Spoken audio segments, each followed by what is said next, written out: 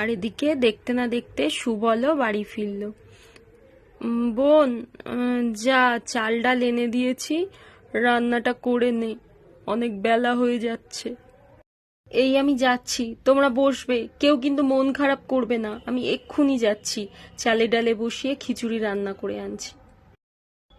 এদিকে তো সবাই মিলে খিচুড়ি খেয়ে উঠোনেই বসে রইল আর ভাবতে লাগলো যে ওরা কিভাবে ওদের আস্তানাটা তৈরি করবে। এদিকে সুবল বলল, মা তোমরা বসো, আমি একটু বাইরে থেকে আসছি, দেখি কিছু ত্রিপল আর ঘর তৈরি করার কিছু জিনিসপত্র পাই কিনা। এখন তো আমাদের এইভাবে খোলা মাঠে থাকলে হবে না মা, রাত্রে বৃষ্টি হতে পারে, ওয়েদার যে ভালো নয়। যাই। যাক, এই কার্ডবোর্ডগুলো পেয়েছি, আশা করি এই দিয়েই হয়ে যাবে। এরপরে তো সুবল তার বাড়ি তৈরির কাজে লেগে পড়ল।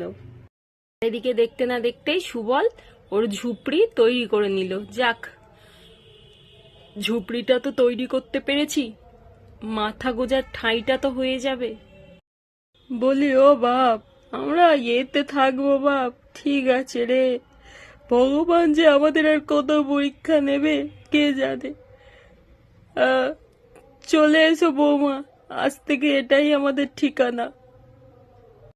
খুব ভালো হয়েছে রে দাদা, ঝুপড়িটা খুব ভালো হয়েছে। এইভাবে কষ্টসিষ্টে কিছুদিন আমরা চালাই, আশা করি আবার আমরা বাড়ি করতে পারবো। আর একটা কথা রে দাদা, আমাকে তুই কোনোদিন টিউশনি করতে দিসনি, এবার আমি তোর কাছে হাত জোর করে বলছি রে দাদা, তোর আমি পায়ে পড়ছি, তুই আমাকে এবার টিউশনটা করতে দে। যেটুকু টাকা আসবে আমরা দুই ভাই বোন মিলে বাড়িটা আবার নয় তৈরি করে নেব। একটু তার জন্য আমাকে তুই পারমিশন দে টিউশনি করার। তোকে আমি কোনোদিনও টিউশনি করতে দেইনি, আজ যখন তুই এইভাবে বলছিস তাহলে আমি বলছি ঠিক আছে, আমি রাজি। তবে যতদিন না বাড়ি হচ্ছে ততদিনই তুই টিউশনি করবি, আমাদের বাড়ি হয়ে গেলে তোকে আর টিউশনি করতে হবে না। ঠিক আছে দাদা, তুই এইটুকু আমাকে পারমিশন দিয়েছিস, এর জন্য তোকে অনেক অনেক ধন্যবাদ। এবারে আমরা দুই ভাই বোন মিলে এই ঝুপড়ি থেকে বাড়ি নিশ্চয়ই করব।